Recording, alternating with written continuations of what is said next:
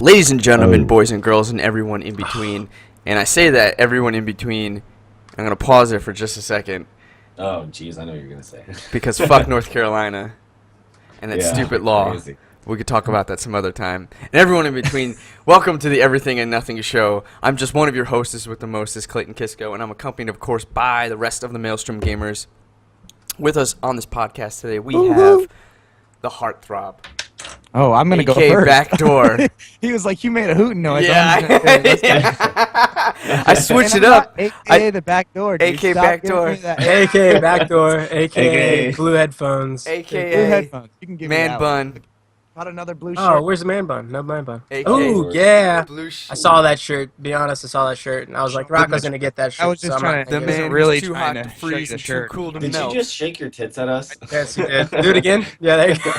AK tit shaker. Oh, man. Rocco Avellino. How you doing, Rocco? Oh, I'm doing good. Look at this. Stretching. Yeah.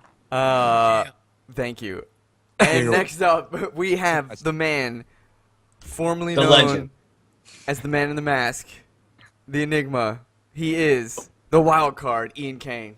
Oh, What's going on, fellas? Check For his the crowd phone. forever. Wild card. The All right, guys, wild I think we card. should probably get started. Oh, wait, Oh, I you didn't- totally forgot. What, Wait, what we about got- Steven? No. No, no, it's okay. Yeah, fuck yeah. Fuck him, look. Let's Let's skip. Okay, let's go. Let's get started. Yeah. No need to introduce me. It's okay. It's your favorite Hey, do you guys hear podcast another host, voice somewhere? Mr. I League mean, of I- Legends with Steve-O himself, the bad boy, Steve Landis. I already did it. No, it's okay. I already- He's not even gonna. Okay, fine. All right, Okay. fine. Shit. It's like I'm done with it. Dude. Good. I didn't even care. All right, All right. I didn't. move on. No, it's too late. Can't do it. Just joining us for the very first time, allow me to break this down very simply and very quickly.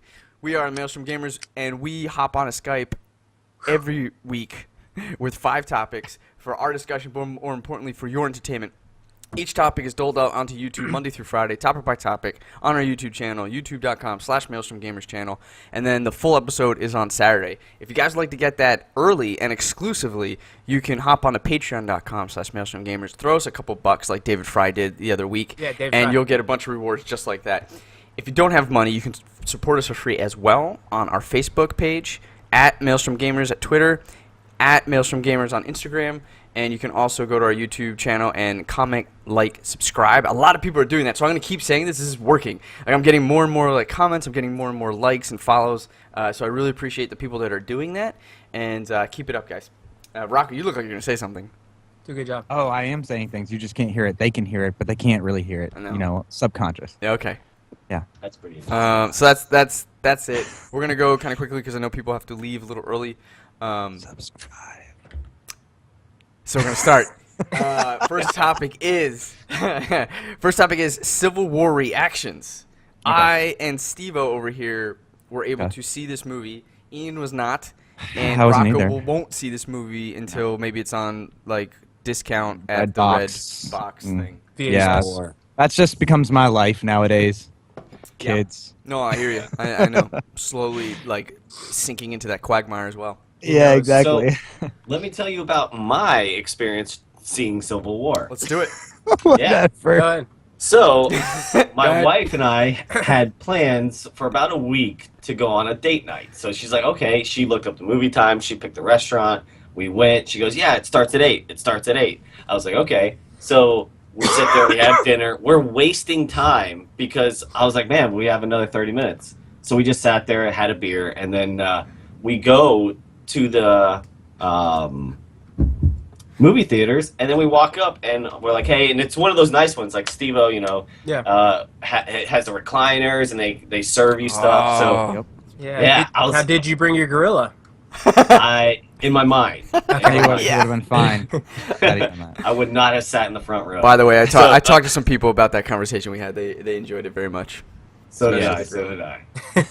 I watched it several times, the episode, but Alright, So we get there. Yeah. So the movie started at 7:30, and I'm like, oh, and normally what the Preview trailers starts. and everything are like 20 minutes or so. Yeah. So I sat there, and like at that point, it was like 8:05, 8:10. So I was like, okay, yeah, like I already missed like the beginning, and I don't want to just jump in there. So my wife was like, I swear I looked up the movie times. I was like, no, you didn't. So she pulls it up, and it had the day after, the next day's no. movie times. I was like, you didn't notice the date?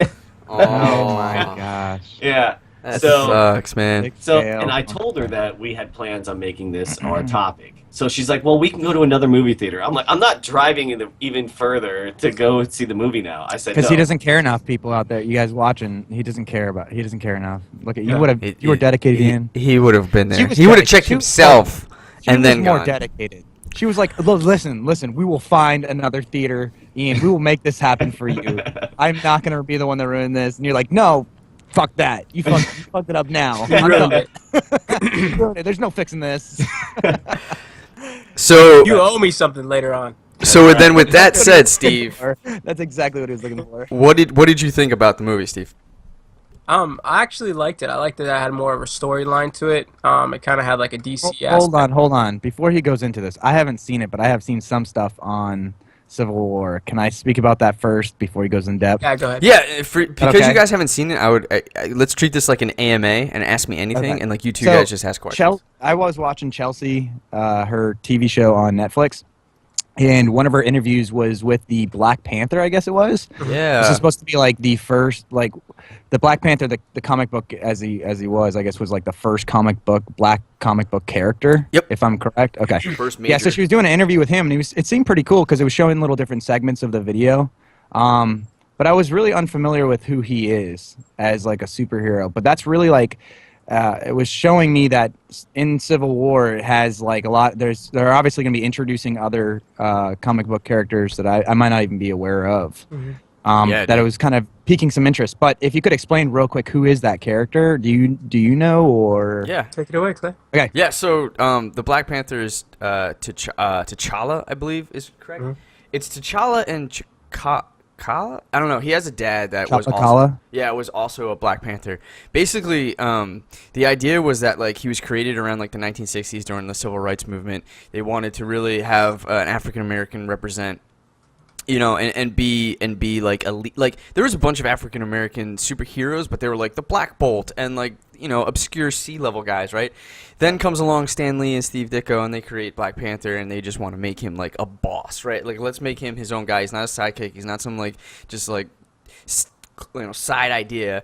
And then they also wanted to root him, which is interesting, but they wanted to root him in traditional African culture. So they made up this city called Wakanda.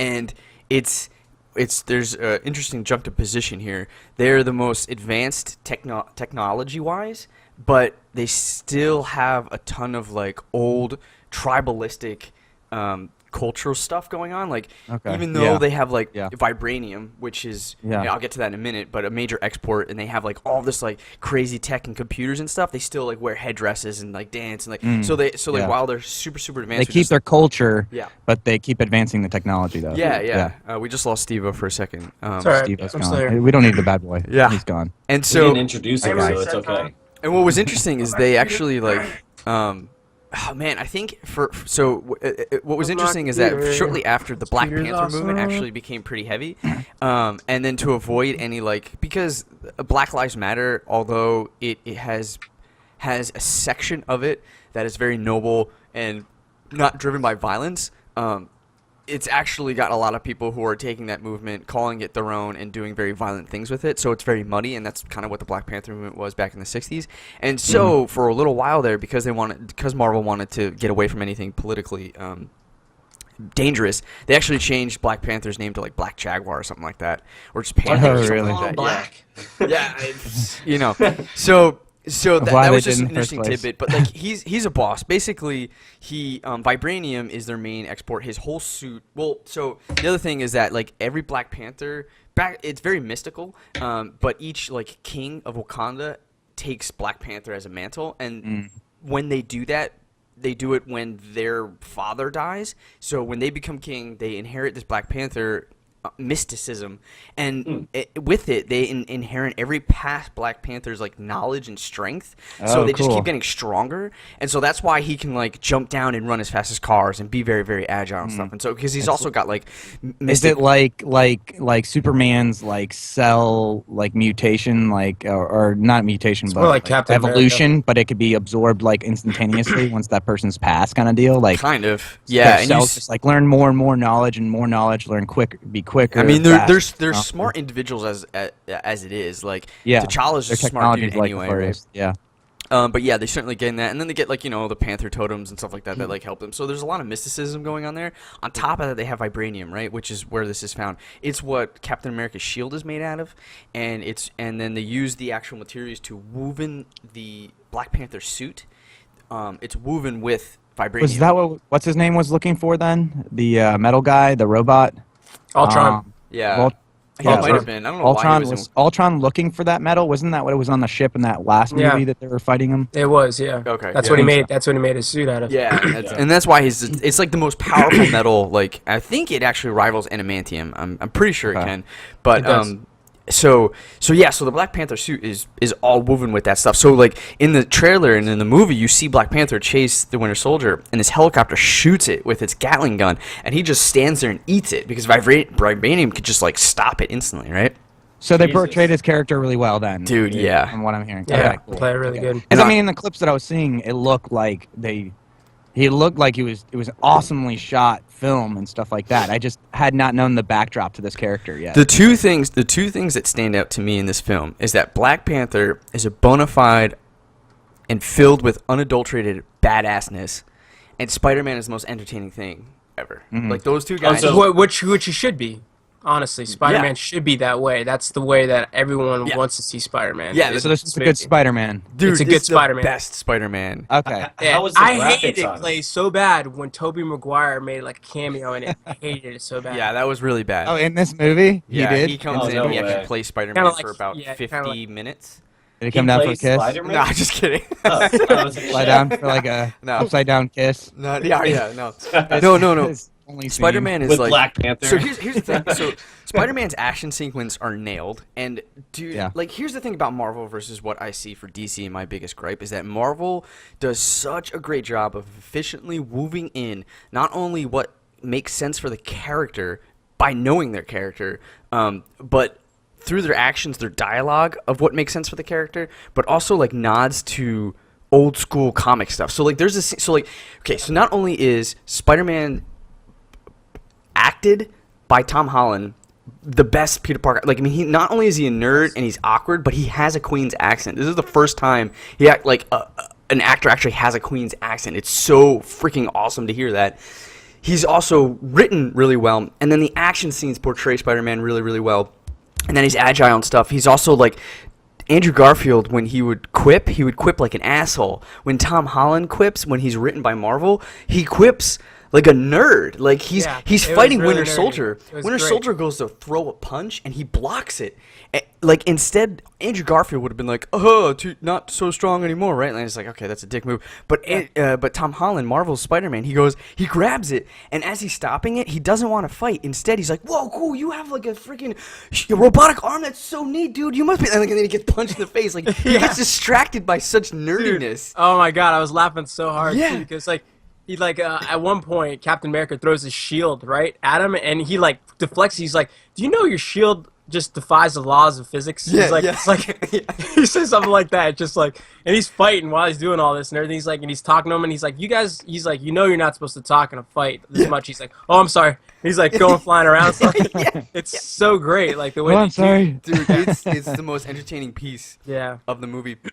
Gotcha. And then the other thing, the last point I was driving at is that so all of these quips and all of this stuff is really, really great, and it just bleeds Spider-Man. But something that they do also is take the time to carefully craft a scenario that's set up by other scenarios. So this is like very, very like filled with forethought. But like there's a scene where Captain America hits some pillars or something, and this like the structure falls down on Spider-Man, and Spider-Man has to. He's a 16-year-old boy. He has to lift and like stop it from coming down. And that's such an iconic scene. Like there's a scene where Spider-Man's doing that back in like the 1960s like comic book, and it's like, holy crap, you took the time to figure out how to put something like that in. Like, so not only is that like just compounded on everything that makes Spider-Man great, but like for those like crazy comic book nerd heads, they're like, oh, thank you, like that was so great, thank you, I appreciate you doing that.